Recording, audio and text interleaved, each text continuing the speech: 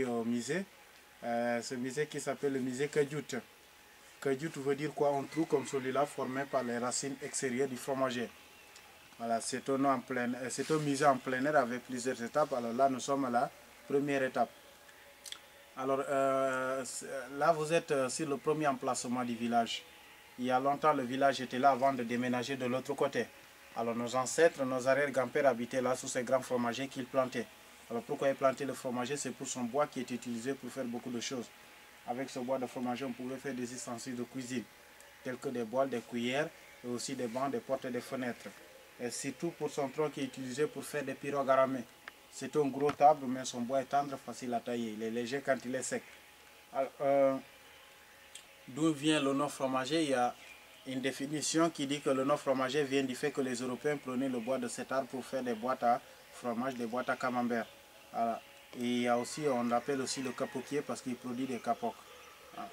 Et auparavant, on pouvait faire des coussins, des matelas avec ces capoques-là. Alors, là, vous êtes dans une société Diola qu'on appelle le Diola Kassa. Le Diola Kassa, c'est celui qui se trouve dans le département d'Oussouye. Et nos travaux ici sont divisés en deux grandes phases. Alors, la première, c'est celle qui commence au mois de juin, juillet, août. Et parfois, elle s'étend jusqu'au mois de septembre. C'est la période des pluies communément appelée ici l'hivernage. C'est en ce moment que nous allons au champ pour cultiver le riz.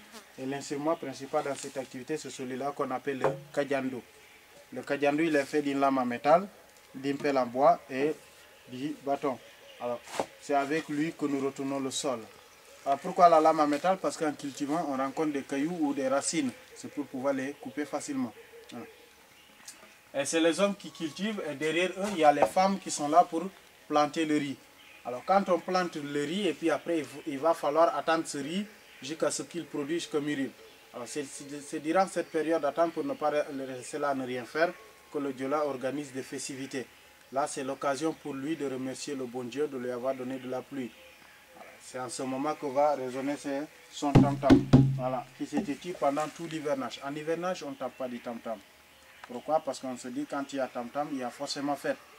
Et quand il y a fête, le bon Dieu, on a peur que le bon Dieu coupe les robinets parce qu'il se dira que ces gens ne profitent pas de la pluie pour travailler. Voilà. Alors, au mois de septembre, c'est quand l'hivernage tire à sa fin qu'on tape les tam-tam. Pendant ces festivités, c'est des luttes intervillages que nous organisons. Et nous ne luttons pas comme en Europe ou au nord du Sénégal en catégorie de poids. Là, nous luttons en catégorie d'âge. Et alors, pour se distinguer, chaque génération a ses tenues, c'est ces différentes couleurs de pagne que vous voyez là accrochées. Alors, dès le bas âge, à l'âge de 5 ans, déjà on commence à lutter. De 5 à 10, c'est le vert, le bleu. 10 à 17, c'est le vert. 17 à 25, c'est le jaune. 25 à 29, c'est le rouge.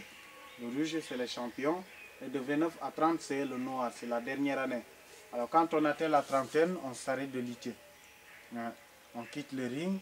Et à moins qu'on continue de lutter avec sa femme à la maison. Voilà, pourquoi je vous dis cela? Parce qu'auparavant, c'était aussitôt qu'il fallait prendre femme. Voilà, c'était obligatoire. Alors, mais aujourd'hui, les choses ont changé. On peut prendre sa femme bien avant ou bien après. Il suffit juste de rencontrer la femme de sa vie. Alors, avant de lutter, on s'échauffe. L'échauffement, c'est la danse traditionnelle qui se fait avec ces deux tam-tams typiquement traditionnels. Et chaque jeune lutteur en dansant a ses pots de lait qu'il attache, c'est des pots de conserve. À l'intérieur, il y a des tessons de bouteilles qu'on attache autour du pied. C'est pour accompagner le rythme du tam-tam. Là, comme ça.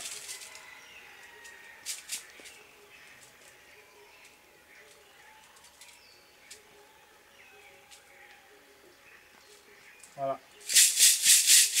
Voilà. Alors, comme les séances de lutte se faisaient il y a très longtemps, nos grands-pères dansaient avec ceci quand ils étaient jeunes. C'est des morceaux de fer. À l'intérieur, il y a une boule qui fait du bruit. Et aujourd'hui, on peut mettre les deux à la fois.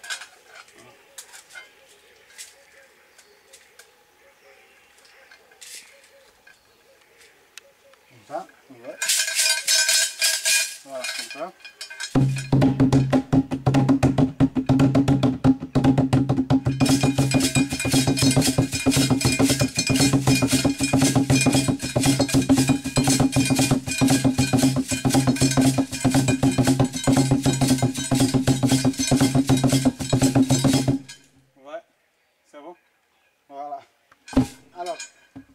après avoir dansé, c'est là que vient la démonstration. Et sera quoi? C'est l'occasion pour le jeune lutteur de montrer sa force en plein milieu du ring, devant le public et devant les adversaires. Devant les adversaires, c'est pour essayer d'impressionner son adversaire. C'est en ce moment que vont les servir ces coquilles-là, ce n'est pas des gris-gris. Alors là, si j'ai un point tenue d'un jeune lutteur, il y a ces fibres d'ironier, ça fait partie de la tenue. Et là, c'est la couleur rouge hein, qui est là. Et ça, c'est des perles que nous mettons autour du corps pour la beauté aussi. Et ça, c'est une plume de coq. Hein, et ça fait partie aussi de la tenue, même si nous ne sommes pas des Français. Voilà. Voilà. Après avoir dansé, c'est la démonstration. Mais avant de faire cette démonstration, on se fait appeler à partir de là. Il y a un code pour chaque génération. Et il y a des gens spécialisés pour souffler là-dedans. C'est la conne du mouflon. Moi, je ne suis pas un spécialiste, mais je vais essayer de vous faire entendre le son. Je ne sais pas si je vais y arriver. C'est la conne du mouflon.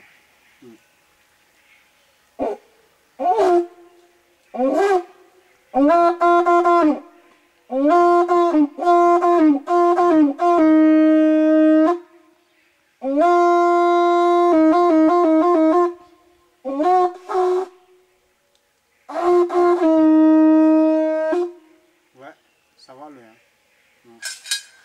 Alors quand on les appelle, ils se lèvent de là où ils étaient assis, une fois en plein milieu du ring, là ils vont bouger, ils bougent, et chacun se concentre un peu. C'est en ce moment que vont lui servir ce coquille-là.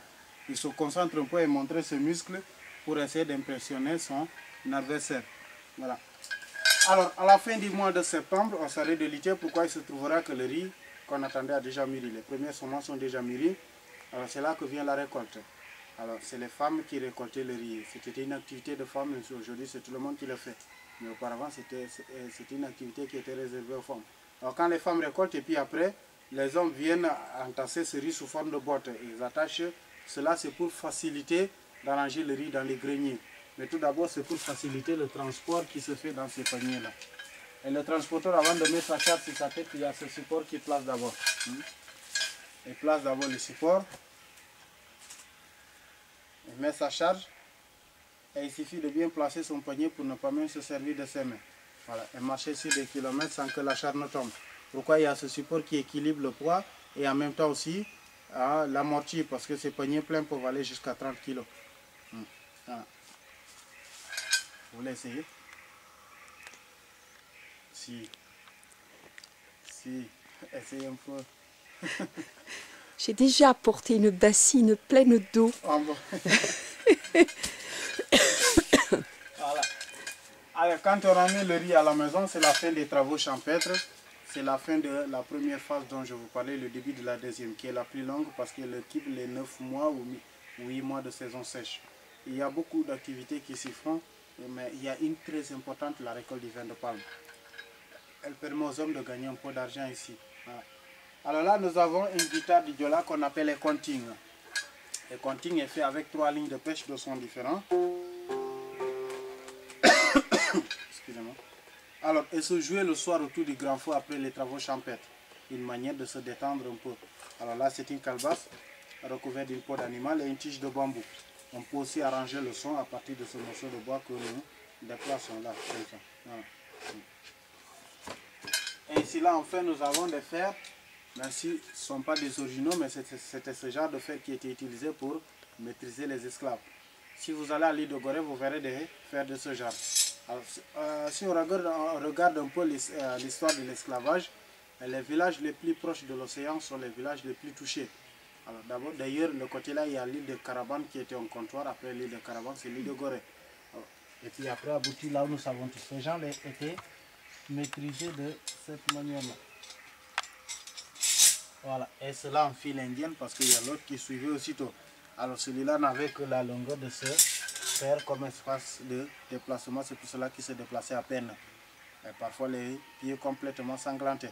Alors pourquoi ces fers sont là jusqu'à présent? Parce qu'on les utilise aujourd'hui, on les fait résonner quand il s'agit de faire une marche funéraire quand il y a un jeune qui est décédé, jeune fille ou garçon. Ou un vieux très important, par exemple le vieux féticheur du bois sacré, c'est quelqu'un de très important. Alors surtout pourquoi un jeune? Parce que vous savez, pendant l'esclavage, on n'embarquait que ces gens-là, des jeunes costauds. Et quand on embarquait quelqu'un, il était considéré comme mort disparu parce qu'il ne revenait jamais. Alors je dis, quand un jeune meurt, ça rappelle un peu cette époque-là.